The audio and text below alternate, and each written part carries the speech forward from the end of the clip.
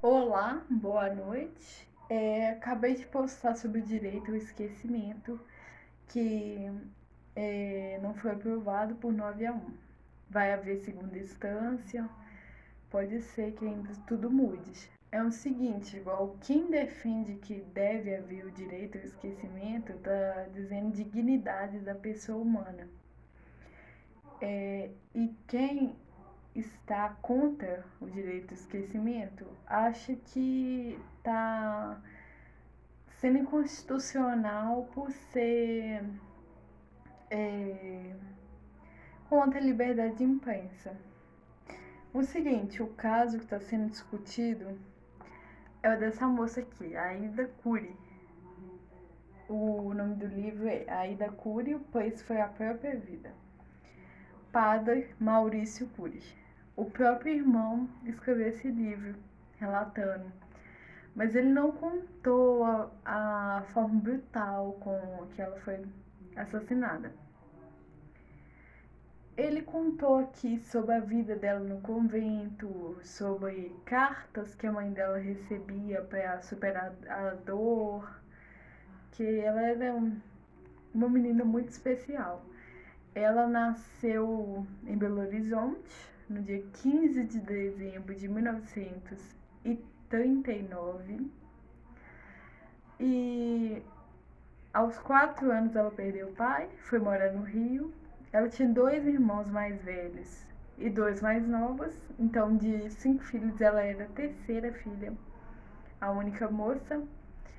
E o que acontece? A mãe a colocou no convento aos 4 anos, ia visitá-la e tudo, mas ela não tinha contato com o mundo, com as coisas mundâneas, vamos dizer assim, né? Pra ela era tudo diferente. Imagina, uma menina em 1958, final da década de 60. Até hoje, muitas meninas, né, acabam de forma trágica como ela.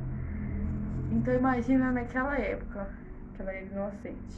Inclusive, na matéria do Fantástico, da Orgiza Colombo, que foi Miss Brasil naquele ano, 1958, e tinha idade de Aida, ela afirmou que naquela época uma menina de 12 anos era muito mais inocente, a menina de 12 anos de hoje em dia, era muito mais inocente que uma menina de 18 naquela época. Ela assim não tinha sonhos, ilusões de casar, de encontrar um príncipe encantado. Ela era muito religiosa, às vezes, né, poderia ser ali uma metade dela queria ser freira, né, se dedicar ao Senhor, que ela tinha uma luz muito forte. E o outro, a questão de sonhar com um conto de fadas. E foi o seguinte, ela estudava, trabalhava, fazia datilografia para aprimorar no trabalho. E num dia ela foi fazer aula de inglês na rua Miguel Lemos, em Copacabana, com uma amiga. E na volta ela foi surpreendida por um rapaz, é, Ronaldo Guilherme de Souza Castro, esse é o nome dele, é, que a fez segurou o óculos dela e o dinheiro que ela tinha para condução. E a amiga dela, não podendo ficar, acabou animando com outro rapaz, amigo do Ronaldo, que levou até o ponto, falando: Aida, eu não posso ficar mais, eu tenho que buscar o meu irmão na casa da minha tia. É, e ela avisou: a Aida não pode chegar em casa depois das 8. Leve ela até o ponto, achando que estaria ajudando a Aida. E com toda a inocência da Aida, o que acontece? Ele segurou a aliança dela ali, os óculos e o dinheiro que ela tinha para condução. Ele falou: você só vai embora depois de conversar comigo. deu os braços a ela, caminhou pelo passeio de Copacabana e falou: Você já viu lá de cima como é o apartamento? E assim se foi, né? Ela acabou subindo, ele falou que entregaria. Assim que subiu no elevador, ela começou a gritar: Ai, me deixa embora agora, me deixa, devolva. Ele arrumou um jeito de levá-la até lá em cima no prédio onde estava em construção. Ele tinha combinado com um amigo, que era menor de idade, com o porteiro. Inclusive fez o sinal. Eles combinaram um sinal, que era apertar o elevador.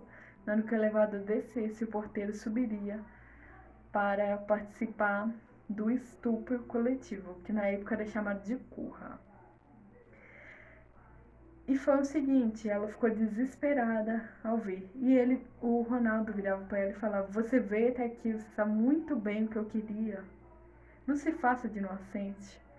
E começou a bater. Um soco, ele afirmou ter dado soco nela.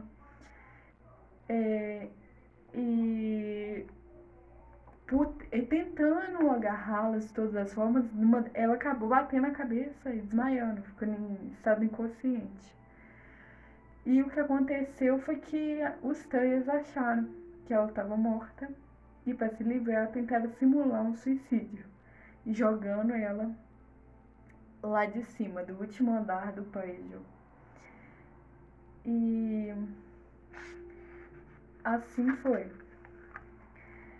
Ela é retratada, é um dos maiores crimes de feminicídio no Brasil.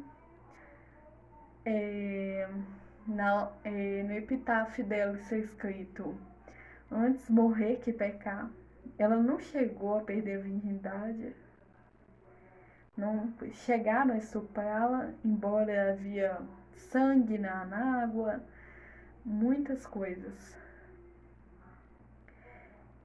Ela é retratada na canção de Ângela Rorô, que fez uma música para Mônica Granuso, uma moça de 14 anos, que morreu praticamente da mesma forma, vamos dizer. Foi atraída, ela achou que tinha encontrado um príncipe encantado, um pouco ao contrário da Ida, né, que não esperava isso.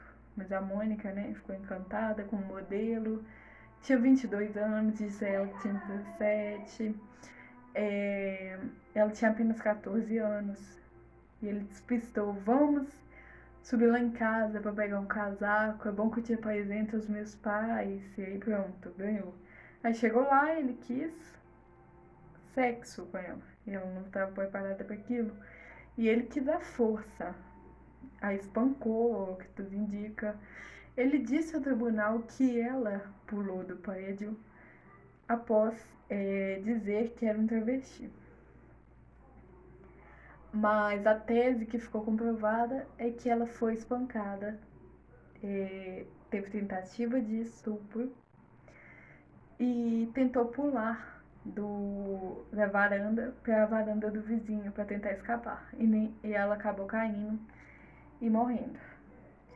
E a Ângela Rorô fez essa música onde ela cita: Garota, não vai se distrair e acreditar que o mundo vive a inocência desse seu olhar. Você se engana e se dá mal, com um tipinho anormal e a sociedade ainda vai te condenar.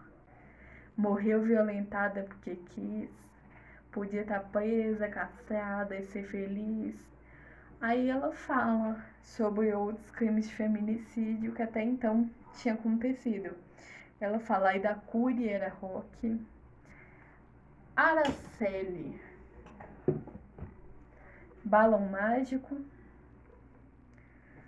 Claudilei, sim, a geração rock and roll.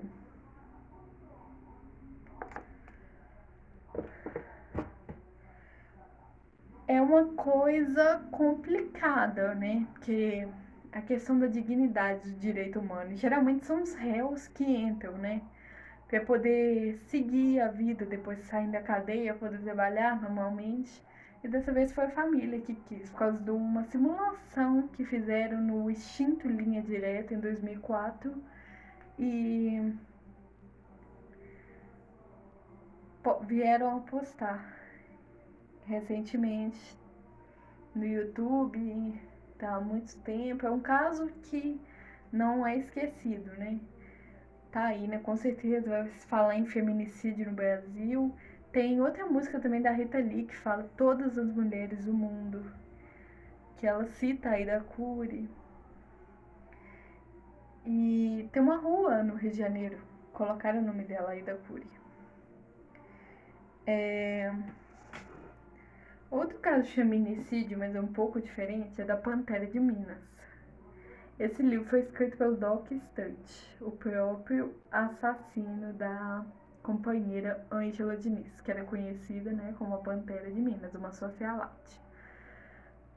Fizeram na época um bordão: quem ama não mata. Foi ciúmes, foi a questão dela ser à frente do tempo dela. Aconteceu no Réveillon de 1976. E quando no Linha Direta fizeram a simulação, ele entrou com direitos autorais, dizendo que aquilo acarretaria muitos danos morais a ele. Ele voltaria a ser reconhecido, ele não ia poder ter uma vida normal, poder seguir em frente. Ele ia continuar sendo lembrado como assassino da Ângela Diniz.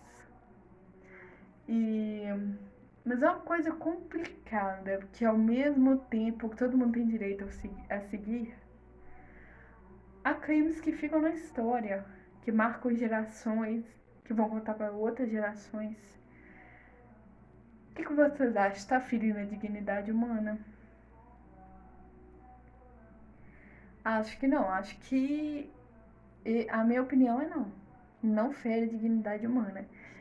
Uma coisa que eu sou totalmente contra é ficarem espalhando. Às vezes a pessoa morreu no acidente, morreu ali, tirarem foto e ficarem espalhando isso pelas redes sociais. Eu acho muita falta de respeito, mas eu acho, né?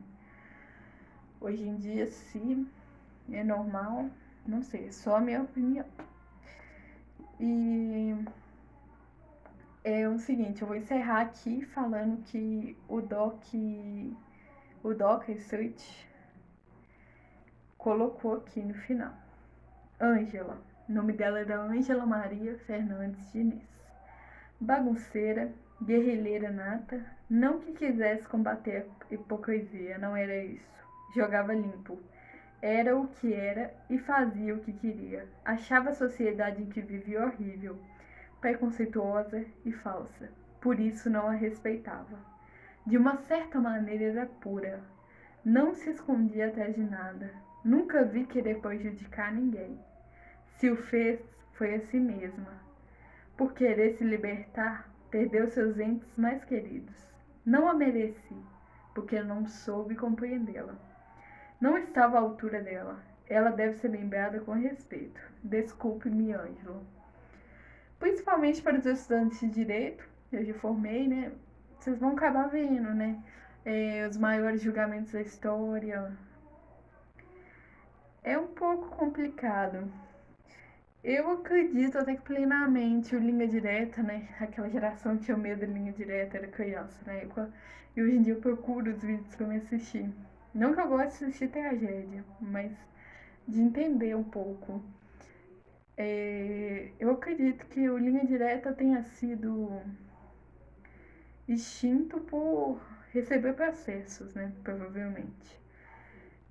Mas ajudava a encontrar vários foragidos da justiça com a simulação dos casos. Mostrava foto e vários deles foram encontrados.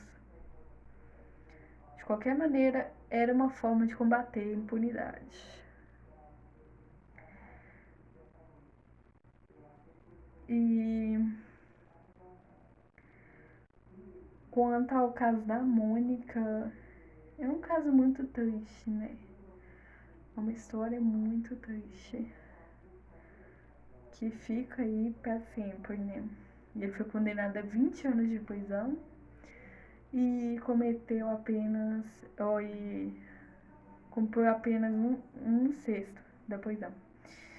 Deixe aí nos comentários o que vocês acham. Se viola ou não os direitos da dignidade humana.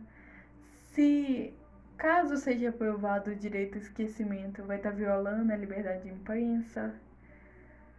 Porque, não sei, eu gosto de história. Infelizmente, as tragédias acontecem. Deus ajude que um dia isso não vai existir. Mas entra pra história. É um pouco difícil apagar. É como eu falei, gerações vão repassar para gerações o que aconteceu. Vai ocorrer crimes semelhantes que vão se fazer lembrar. É complicado de entender.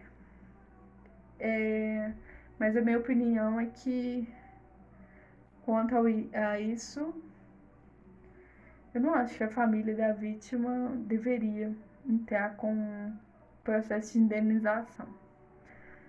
Mas, olhando pelo lado, né, deve ser uma dor muito grande, né? Eles devem querer esquecer, embora o irmão escreveu um livro. Ficar expondo, né? Mas faz parte da história, faz parte. Então, deixe nos comentários se vocês são a favor ou contra. Espero ter ajudado. Desculpa a repetição, eu tô começando agora. Eu espero que daqui a algum tempo eu esteja com eloquência suficiente pra conversar, pra gravar vídeo sem mexer muito com a mão, sem repetir muito. Eu começo a falar tanto que eu acabo esquecendo. Mas deixem aí nos comentários se vocês são a favor do direito ao esquecimento ou da liberdade de imprensa. Porque tá na Constituição, né? Dá pra debater dois temas na própria Constituição. Não existe prisão perpétua no Brasil. Todos têm direito a sair da cadeia e recomeçar uma nova vida. Mas tem pessoas que não vão ser esquecidas nunca pelos crimes que cometeram. Então, e pelo fim da impunidade do Brasil. Esse fim da impunidade no Brasil e no mundo, né? Já chega.